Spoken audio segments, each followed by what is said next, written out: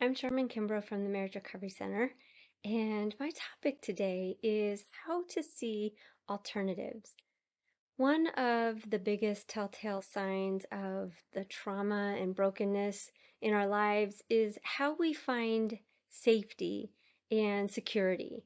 And by that, I mean how we control the world around us in order to stay safe and get what we want and survive the day. So, because of that trauma and that brokenness, one of the things that we can get stuck on is feeling like we don't have very much room to move. And especially if you've been in relationships that are emotionally abusive, actually any kind of abuse, but particularly emotionally abusive, a byproduct of that is that we have an inability then to make decisions or choices for oneself because in an emotionally abusive relationship, it requires someone powering over another person to get what they want at the expense of that person. And so what that person learns is how to just capitulate to the person in control or powering over them, to capitulate to what they want in order to stay safe. So it ends up being self-protective in a way because that other person is too powerful. And so we start to rely on that person to to be the safe one, even though they're not doing anything that's safe, that person to provide the safety. And we also become over reliant on rules or social norms or religious norms or whatever to tell us what to do, because as long as we're going along with whatever the authority is, that's a way of staying safe and getting what we want, not being harmed, being able to survive the system. So what happens with that is we conform to a system where it does not give where we do not give ourselves permission to question or consider or think differently than the rules of that system, thus leaving us stuck as a victim of the circumstances or as a victim of the system. So again, kind of going back to the topic of how do we see the alternatives in that, it puts us in a place where we don't look for alternatives because we're over reliant on the rules to give us permission, or the system, or the perpetrator, the one who is has all the power and control. So it leaves us stuck as a victim, essentially, of the circumstances or the system. And for women in particular, and this can be true of men too, but I know historically for women, particularly with most of the clients that I work with, in particular, this usually means they cannot see their own options or to take room for themselves to make choices or decisions about their own steps outside of the box that they've been put into. And I say this is particularly for women because historically in a Christian society, what we've been taught is that women are subjective to men. It puts men in that place of being the ones to make the rules and lay down the law, for example, or establish how things are going to go. And so, again, that's the system. They're taught to be reliant on that, and that they're not allowed to see options outside of that. So they cannot see outside, they cannot see their own options or make room for their own choices or decisions outside of the box they've been put into. So they come to counseling totally focused on what their spouse needs to change to fix the broken relationship. Because again, their spouse is the one who's making all the rules, laying down the law, establishing what has to happen for there to be a relationship. And so they look to their spouse to be the fix for the relationship. And then very often cannot see healing beyond that piece of the equation, meaning they stake their own healing on the changes they're looking for in their spouse rather than looking at healing for themselves, healing for who they are, where they're going, how they want to show up, and letting that invite their spouse into a better relationship that makes room for there to be healing together. So they stake their own healing on the changes they're looking for in their spouse, which oftentimes can have them be really stuck in their own healing process because everything is that external frame of reference. As long as their spouse is changing, or as long as there's potential for that, they're just hanging on in this space, waiting for that to happen.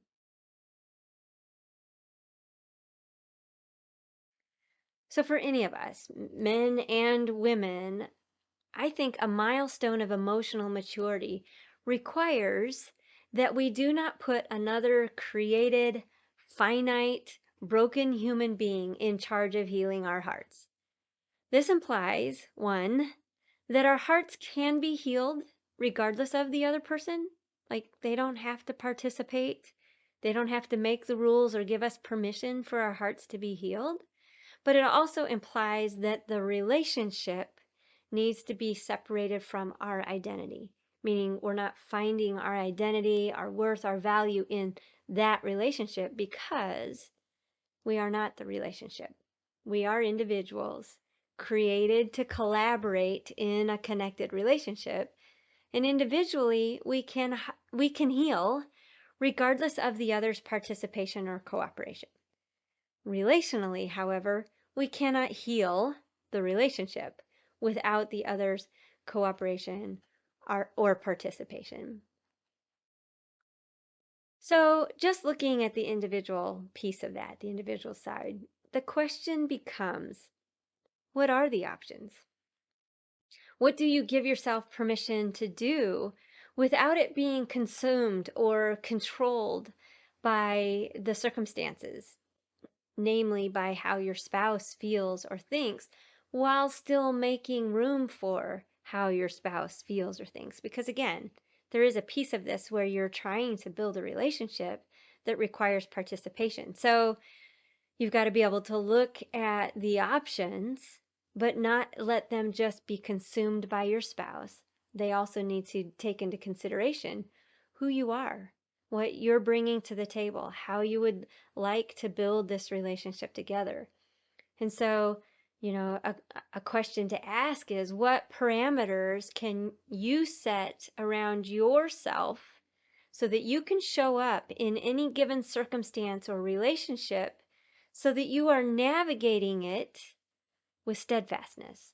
That's the key. Can you be a steadfast, solid person walking this out, walking life out the way that God is calling you to, even in the context of unsafe situations, without letting those situations determine who you are? So asking questions to give you some other choices and alternatives and permission to look at things differently than you might have previously. So another question to ask is, are you looking for a miracle or are you looking for change? Because again, healing happens in the journey. Change happens in the living. It's not just a zap, you're fixed, a download. Here's information you need, you are fixed. It doesn't really work like that. So I tell people that more often than not, the greater miracle is how God carries us when things are the mess we wish He'd fix. Like how God carries us in the disaster, the trauma, the brokenness, how He grows us and strengthens us and gives us peace even in the middle of that. That is the miracle. It is the purpose of our life to grow, to mature, to seek truth and walk in it. And healing comes with that journey. So if you are looking for a miracle, just, the zap that things are changed, it's not likely going to happen. It could, but I can tell you more often than not, it just doesn't happen in a zap. It requires our cooperation and work to get there. But the miracle is how God carries us. The change is in how we implement what we learn to do. How do we grow? How do we seek truth and pursue it and walk in it? So, are you looking for a miracle or are you looking for change? Because again, change happens in the living, in walking out each day, learning from our lives and doing differently as we turn from the foolish things that keep leading us to madness and depression. So the point is this: every single day is a new day. Every single moment is a chance to do something different, preferably wiser. We have the right and the responsibility to choose our steps. Each of us individually have the right and the responsibility to choose our steps. And we are not simply at the mercy of culture or circumstances or the relationships. So, everywhere you feel stuck, you've got to ask yourself, how do I want to show up? And what are my choices here? You do have to take into account the circumstances. There are things you can't change, there are laws you have to abide by. But there's also a lot of rules, culturally, spiritually, religiously, that we have chosen to live by that may or may not be functional. They may be very dysfunctional, disordered. So they're worth looking at. Is this disordered? Is this leading my life towards God, towards life, towards light? Or is it leading to death? That can help you see what some of your alternatives are. Another way to think about it too is at the end of the day, you are not in charge of someone else's life. So if there is any way, shape, or manner that you are trying to coerce someone else to be something or do something in order for you to feel healed or connected, you're putting yourself in a position of failure, because coercing someone else to be something or do something takes away their free will. And when you take away free will to show up and bring themselves to the table, everything ceases to be meaningful. It's all shallow narrative coercion. There's nothing meaningful there. There's nothing authentic and real, and the relationship ends up disintegrating in the end either way. That's not really what you want. Wisdom is learning how to bring yourself to the table, who you are, what you have to offer, what God has gifted you to be and to do, and to bring it in the context of, let's build this relationship together. Let's do this together.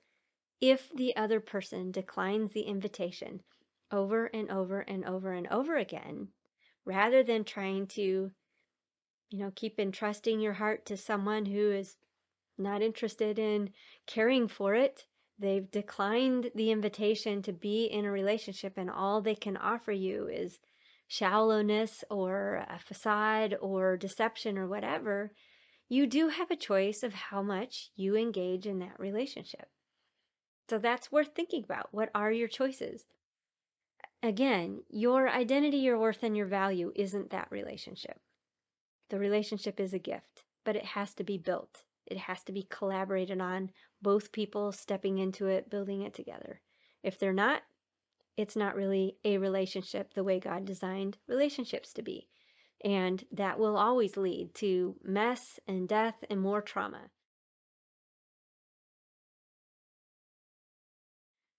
So, what are your choices? Some examples are, using good boundaries to only engage in the things that you can. So it doesn't necessarily mean that you only engage in the things that you want to, because there's going to be things that you have to engage in that you don't necessarily want to, but you have the skill to handle in such a way that you stay true to who you want to be. Like, you want to be true to a person who is kind and merciful and grounded and courageous and honest. Like, if that's true to your character, you can step into situations where you have to engage, where it's not easy to be those things. But when you are strong in your sense of self and strong in knowing who you are and where you're going, you can still show up well in that space, staying true to your character. That's what good boundaries does. It's not about telling the people around you how to be or what to do or whatever. It's about you knowing what your own parameters are to stay on the path that you want to be on, without falling off the cliff. So that's what boundaries are. That can help you. Making choices about that. Like you get to decide what you need for that. If you get in the car and he yells and screams at you and uses the opportunity as a captive audience to keep you, engaged or off kilter or whatever in the car, and you just can't be in that space, you have a choice not to ride in the car with him. Drive your own car or call a friend or use Uber or don't go or whatever it is. You don't have to ride in the car with him. Like, that's just a good boundary. It's not that you're telling him he has to stop, because you've probably asked him a million times to be different and he's declined the invitation. And now it leaves you to have to make a choice about what you are personally responsible for, which is you. So that's just one example. There's millions of other ones, but all kinds of ways that we can make choices about what we do, what we engage in, the kind of space that we walk in, based on who are you becoming?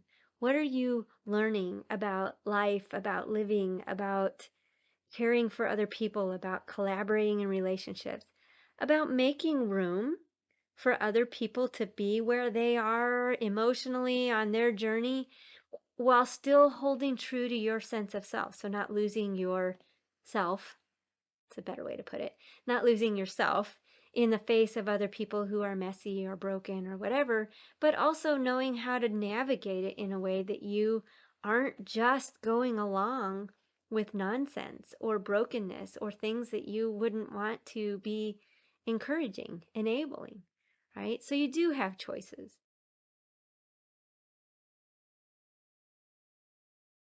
At the end of the day, you are responsible for who you are and how you show up. Like, you're not going to give an account to God. You probably have heard me say this before, but you're not going to give an account to God for what other people thought about you or how they formed you into the person that you are. You're going to give an account to God for you, how you took control, how you managed, who you became, how you showed up in this world, and what you do with what he's put right in front of you to do. Who knows what that looks like? Your journey is different than anyone else's. The point is that God is asking to be the centerpiece of that, not that your spouse or your church or your parents or whatever that relationship is. He's not asking for that to be the center. He wants him to be the center. And so using that as your frame of reference for how you make your choices can help you see that there are other alternatives than simply shutting up, going along to get along, being at peace where it means everyone else is at peace except for you, right?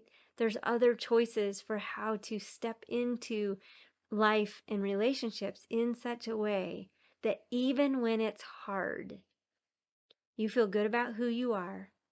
You know who God is and what he's asking of you. And you have a vision for this being a journey of growth, of healing, not because you can make the relationship change, because again, that requires the participation of the other people, but because you can allow God to do work in your own heart to bring healing, which will give you clarity about steps to take in whatever relationships you're in, and can help you live life in such a way that you are seeking truth and pursuing it and walking in what God has for you, no matter what your circumstances are. So those are just some thoughts to think about, to get started, to begin to imagine, give yourself permission for choices, alternatives to what you might be stuck in. But I'd love to help you tease that out a little bit more in particulars, based on whatever you have going on in your own life. All of us at the Marriage Recovery Center would love to help untangle your story with you and help you to see how to live life well so that you can love well in the context of your relationship. So give us a call, check out our website. We would love to meet with you. Thank you for taking a few minutes out of your day to listen to me, and until next time, take care.